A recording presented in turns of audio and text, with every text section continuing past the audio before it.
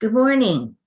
I'm so pleased to see so many happy faces and many of them familiar to me. And I hope that when this is over today, that you will stop to think about what I said and learn a little bit and feel a little bit more in control. I like to start today by talking to you about two important parts of our brain.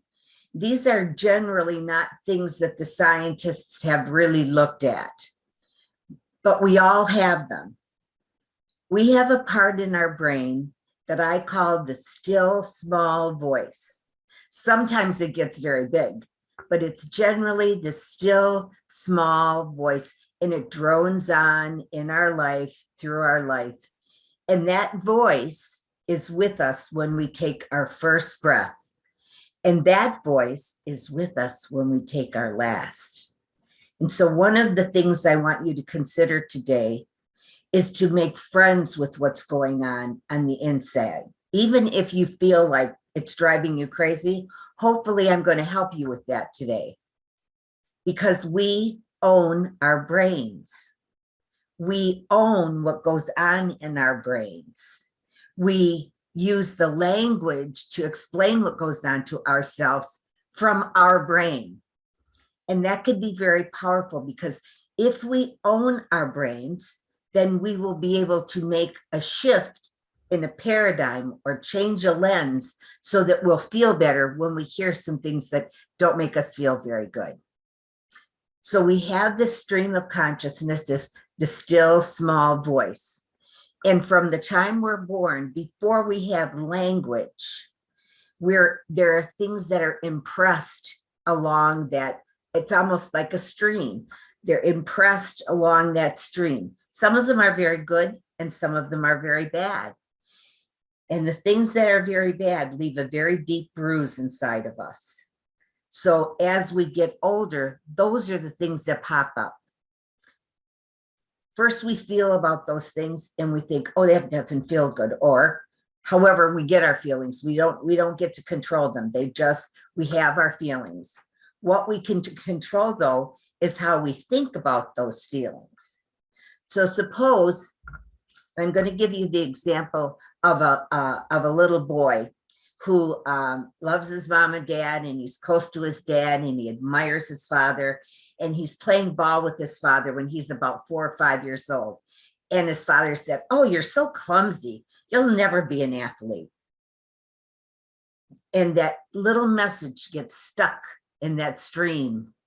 It gets stuck in that stream. So when he is among kids, he doesn't want to volunteer. He thinks to himself, well, I'm not a good athlete. My dad said it, I'm not a good athlete.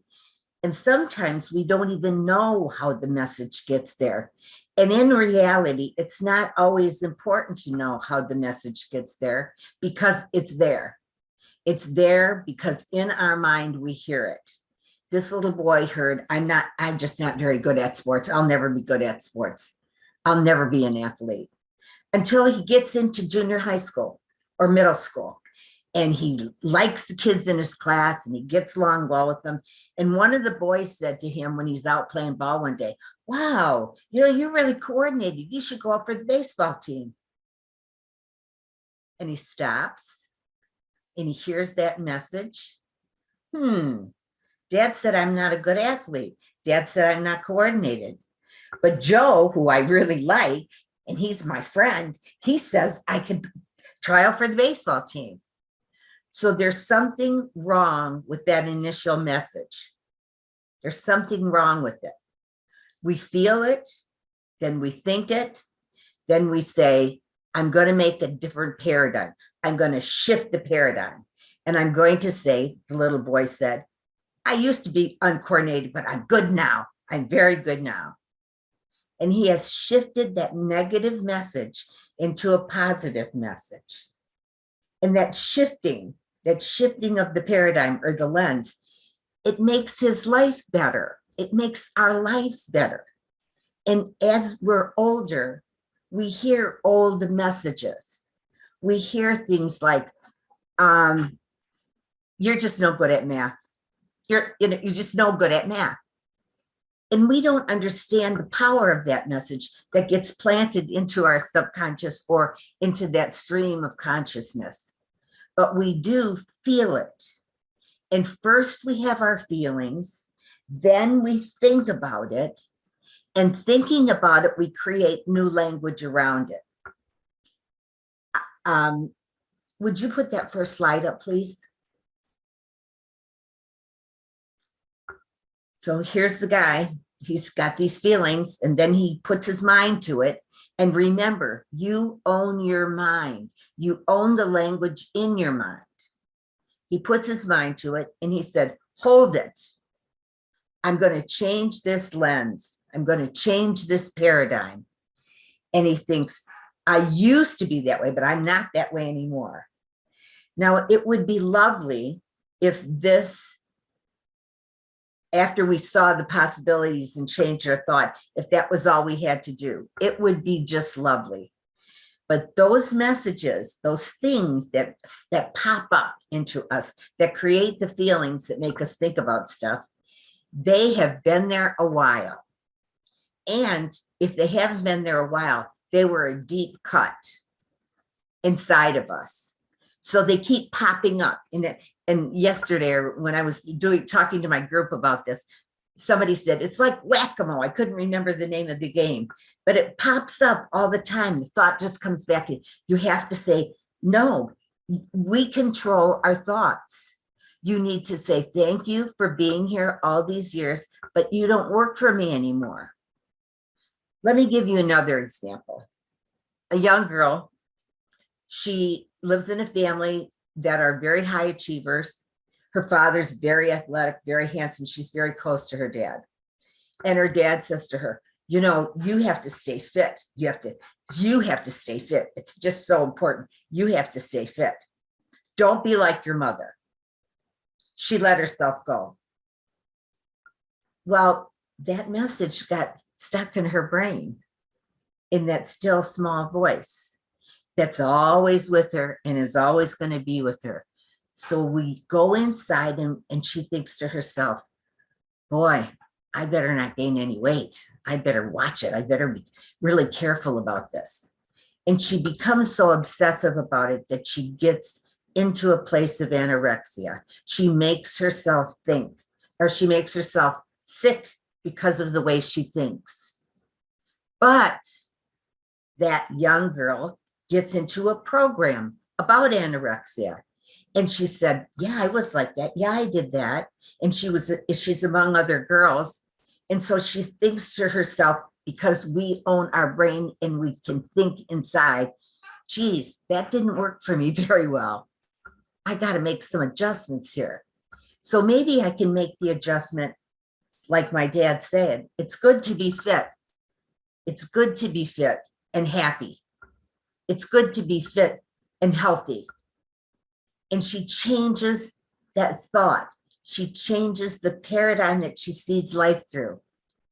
The truth is that our thoughts create our life. A woman not long ago said to me, you know, I have a good daughter-in-law and I have a bad daughter-in-law. And she proceeded to tell me why the good daughter-in-law was so good and the bad daughter-in-law was so bad. Now, I looked at this and I could see that she had created a lens to look through both people. It wasn't the same lens. She looked more critically at the daughter-in-law she had decided wasn't very good. And it caused her pain. It caused her to feel unease. It caused her not to be happy in the world. And why I'm telling you all this is that I want you to be happier in the world. I wanted her to be happier in the world. So we started talking about that lens. Why was the good daughter-in-law so good and the bad daughter-in-law so bad? What was the difference? Well, and she had all kinds of reasons. But those reasons were about the daughter-in-law, not about how she thought about them. And her language came out of her thinking, that came out of her feelings. And I said to her, what would it look like if you said, just, I have two daughter-in-laws? What would that look like? Well, they're so different. I said, yeah, your kids are probably different too. Would you feel better eventually if you learned that new way to think about it? Because the lens that she was using was not doing her any good. So she needed to shift the paradigm and take control of what goes on in our minds. One of the things I want to talk to you about is that I think that everybody should be very aware that they can shift things in their mind, but also our minds play tricks on us. We assume that what's coming from our mind is correct, and we know, we just know, we know. Well, we don't always know. And part of being present and in the moment and living right now is to say to yourself, wait a minute, when something pops up, is this accurate? Is this accurate for me? Is it doing me any good? And if it's not, you got to start the project. And if you do the project, if you do take things from that stream of consciousness, that still small voice, and you say, wait a minute, this is popping up and I don't feel good about it. For instance, not long ago, I started a group with a friend of mine. It was called Getting Unstuck. And the people in the group were very hesitant about going out into the world, excuse me, because of the pandemic. They were looking through a lens of fear, which we all do at different times for different things. That fear caused them a great deal of stress. So in the group, what we wanted to do was allow them to discuss that, to look at it and say, okay, 2 years ago, I was really nervous because I didn't have enough information, but it's 2 years later now. I have more information.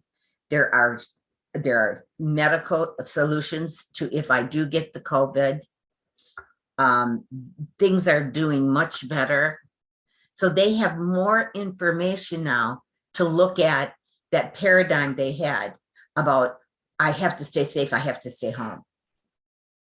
It's not that they didn't mind or that they minded staying home. Most of the people said I found a new comfort in staying home. I hadn't done that. When we moved to the villages, we try one thing after another, and because we want to get it all in.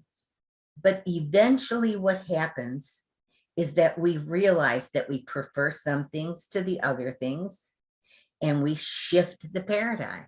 We don't do everything all at one time, or we don't go to the other extreme and be afraid to go out in the world. If you're willing to do this, you really need to pat yourself on the back, because 80% of the world is running on unconscious.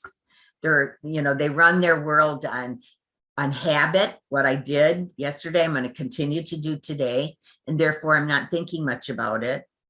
And they run their mind on the conclusions that were in them. And so they're not living in the present tense. They're not experiencing the joy of taking control of your own life from the inside out. But you have to listen to that voice. And I know that you all have it. I'm sure that you've all been in the grocery store or in the bank line and looked around and had things going on in your mind about what you were thinking about other people. That's the stream. And generally, when it's in your head and it's not out of your mouth, you're not hurting anyone. So you're okay. And it can be very interesting. Once you realize that something is hard for you or something is holding you back, you need to first feel your feelings. How do I feel? Am I agitated? Am I agitated over this? Am I mad at this? Am I sad that I don't understand? Am I feeling lonely because I don't think anybody else thinks like I do? Am I feeling afraid? Feel the feelings. We don't have a choice of our feelings. They just come up for us. Lots of people try to hide them, and when you hide them, they pop out sideways. It's the old thing where, the man comes home and he's mad at his wife, so he kicks the cat.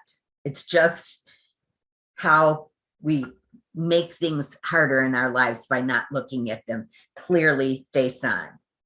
So once we have the feelings, then who owns our mind? We own our minds. And we say, this isn't doing me any good. I need to really look at this. I need to look at this. And you notice there's no place in there for excuses because it doesn't work. Excuses just keep you where you are. So you look at it and you think, gosh, I'm just afraid to go out. I'm afraid to go out. There's too many things, too many variables, too many things I don't know about. Well, then you say to yourself, I'm an adult now. How can I manage the variables? And you decide after you have the feeling of fear, after you wonder about why is this so for you, then you shift the paradigm. And that creates a more joyful, more comfortable stream of consciousness, a joyful, more comfortable way for us to make friends with that still small voice. It's going to be with us forever, and it knows everything. And for the most part, it doesn't complain much. Just every now and then things pop up. There's originally a thought about this started with a guy named Eric Burns. He wrote about something called transactional analysis, TA. Some of you may have heard it. And in transactional analysis, he had three people. He had a child, he had an adult, and he had, I can't remember. He had a child, an adult, and a critical parent. And those three were things that pop up, he said, in our mind. And based on those, we have roles that we play when we meet other people. If we're playing a role, we're not authentic. We're not who we really are. And at our age, I think it's time to be who we really are. With all the warts and all the bumps, most of us are just trying to be in this world and make it a little better, love our families, pay our taxes, do what we have to do. But the stuff pops up. And you didn't always put it in yourself. Most of the time you didn't.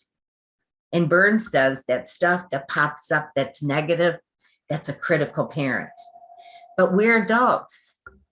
We can go back to that little kid and say, wait a minute, that was true then. You were afraid then, but you don't have to be afraid now because I'm an adult and I can decide in my mind that things are going to be different. I don't want to say at all that this is easy. And I learned how hard it was by listening to the people in my group that I talked about.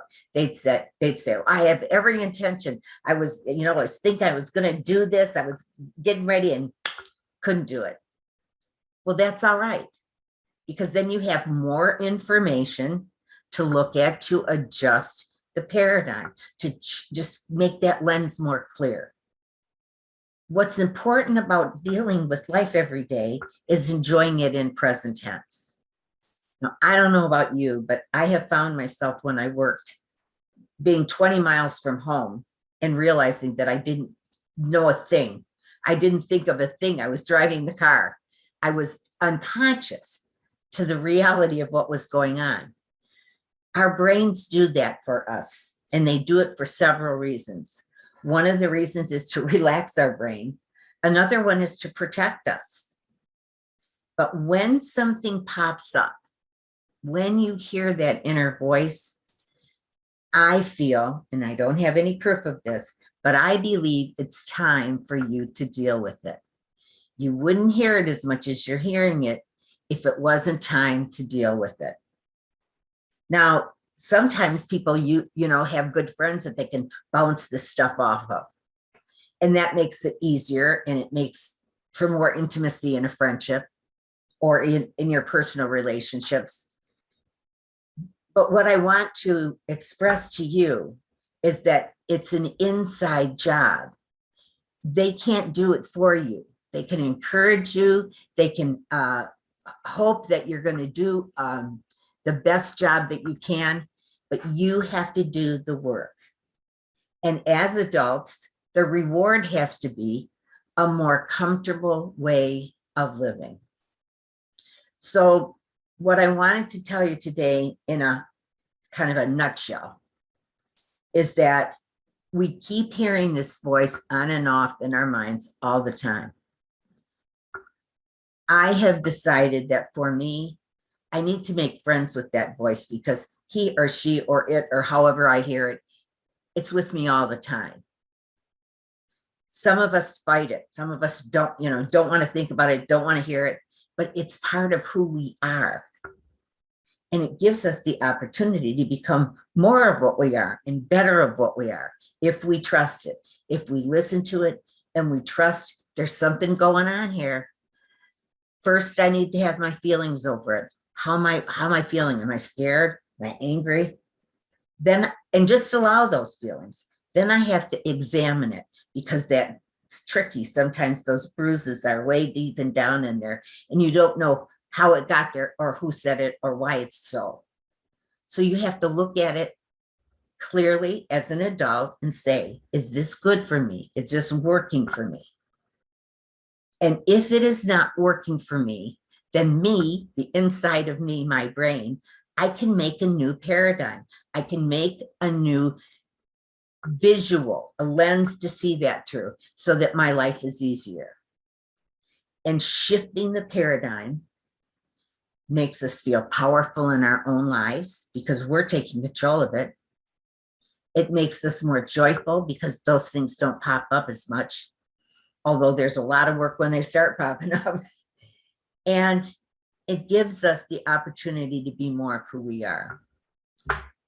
So I hope that you understand what I'm trying to tell you.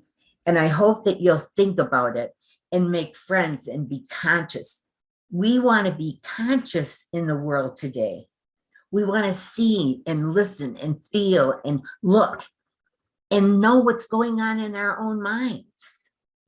It will make us all better and happier people.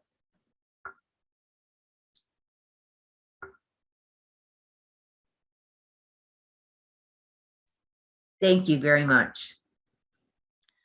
Terri, that was fantastic. Thank you. You're very welcome.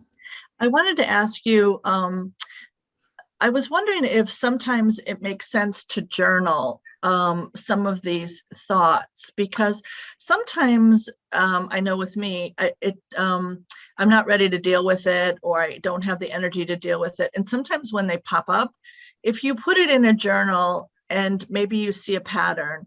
Part of what I missed in telling you was that there are techniques that we can deal with these issues. And one of them is writing them down. I have found, however, in my journaling, if I journal, I hardly ever go back myself. But if you write something down and it's still part of your thinking, you're interfering with what's going on, I suggest putting it in an envelope and burying it or burning it, or another suggestion, because it is like whack-a-mole. This stuff's going to pop back up. And when it pops back up, you need different techniques. Writing, journaling is an excellent one.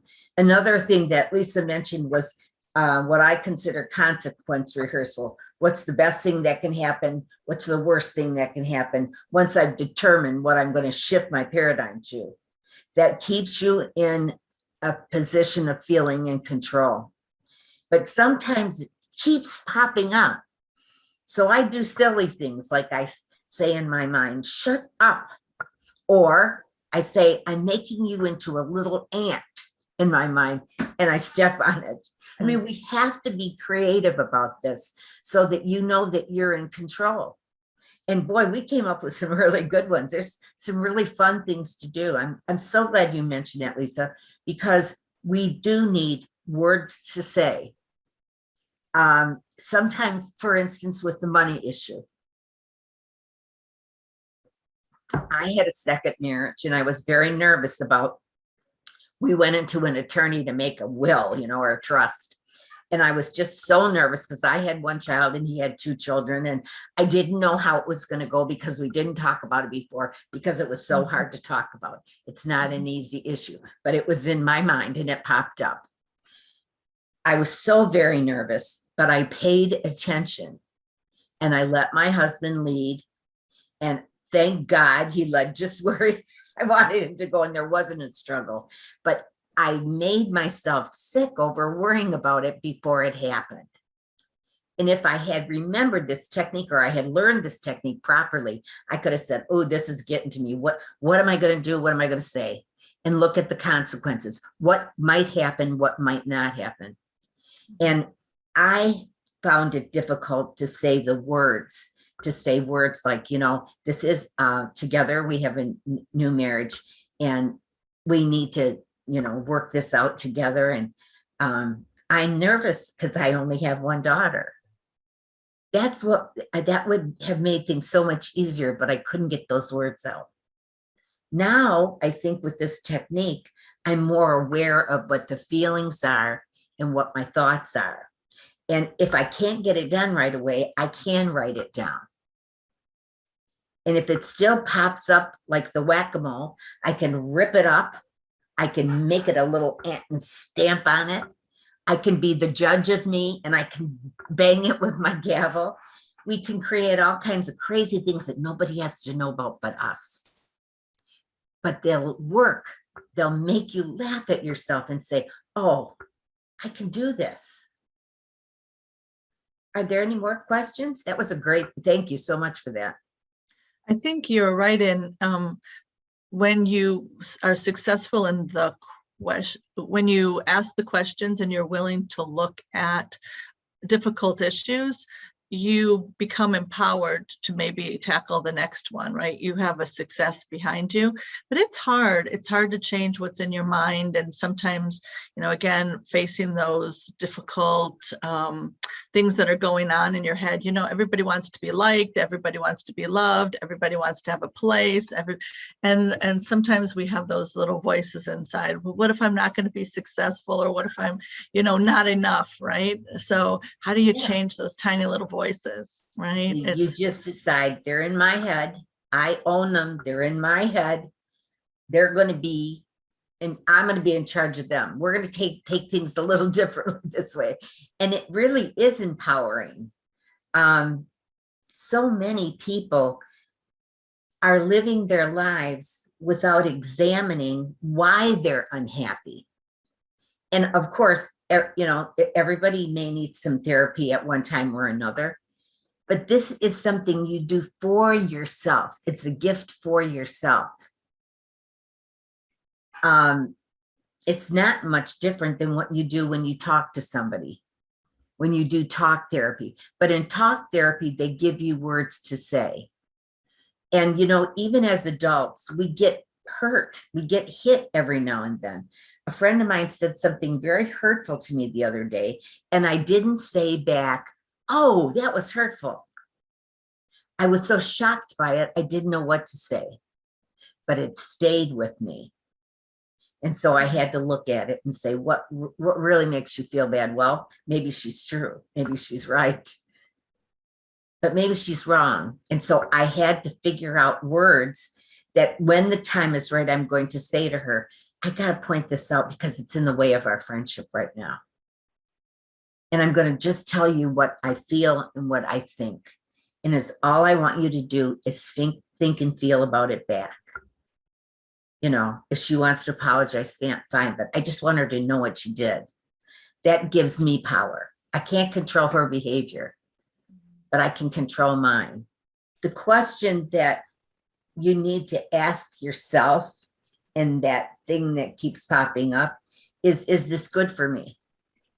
This friendship, these things that happen, is this good for me? And you will know it's not. One of the exercises we did in our group was we talked about friends and acquaintances. And in the villages, when you first move in, everybody's so nice. It's like so much fun. Everybody's friendly and stuff. But as time goes on, you will find your own level. You will find people that are more like the way that you are, that you're more comfortable with. And if you're offended by those people, one of the things that you need to understand is the bruise is deep. It's not just about that person saying that to you. It's about that thing in the stream that got stuck in there that isn't healthy for you. And it makes you feel stupid, or makes you feel like, did I miss what she said? Or did she mean what she said? We doubt ourselves. And we really need to examine it so that we don't doubt ourselves. I was very happy to hear one of our people in the group say that we did this exercise where we said, okay, now make a list of your friends and acquaintances. And don't just make a list of everybody that you know that you like. Then think about it. Think about your own personal definition for a friend. And then say, who really are my friends in this group and who are my acquaintances? And acquaintances are wonderful to have. We can't discount that. But sometimes acquaintances, if we spend so much time with them, we're not spending time with the friends that could make us feel better. So once they separated their friends and acquaintances, the question that we asked is, who would you invite into your house to sit around your kitchen table? And that's a whole different level of understanding of what it means to be a friend. It's much more intimate. And that decision making, that figuring that out, that's a very healthy part of becoming empowered as an adult. They don't ever have to know you've done this, but you have figured out that there's a levels of friendship.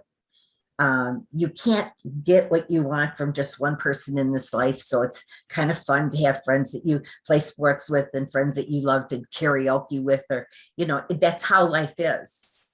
But we are at an age where we're pretty clear on what's good for us and what's not. And when we are with people that are not good for us, or we walk away thinking, I don't know, maybe they didn't like me. Maybe maybe this isn't for me. It's probably not. I mean, it's because we're healthy human beings thinking about this stuff. The way that I would address it, the way that I would look at it, is that all of us, we have inside of us that little child that was there when we were born and that had feelings when they were young. And then we have inside of us that adolescent that oftentimes we go back to memories of. And we have an adult, a healthy adult. And when somebody hurts us and it's very painful and we can't go back, the bruise is very deep. And we have to say to ourselves, try to picture, were you really young when you heard this? Because the adult in you has to say, you were just a little kid. Little kids don't know everything. When somebody first told you this, you didn't know how to handle it, but you're an adult now. And it doesn't have to have power over you. You can say to yourself, boy, that was a stupid thing I did. Or, no, I don't agree. I'm living the life I think is important. If they're not part of it, that's okay, but it's not good for me. I feel strongly that you don't have to know where all of those messages come from, because we get sidetracked by that. We just need to know they're there and they're very deep. When we are hurt, women have to ask ourselves, what does that mean? Because very often women have a tendency to first be hurt. If they stay with it, then they start feeling angry, confused, other feelings. But women, it's easy to be hurt. And men, it's easy to be angry. That's just the place we go to first. So sit with that hurt and say, is this old? Am I feeling this? Is this something I felt before? And if it's old, you've got to parent yourself. You've got to be that adult that loves that little kid or loves that adolescent that this happened to and says, it's okay. You got through that. It's past. If you can't go back, that's good. Goodbye. But honor that the adult in us has the strength to take care of those things, to clear out those bruises.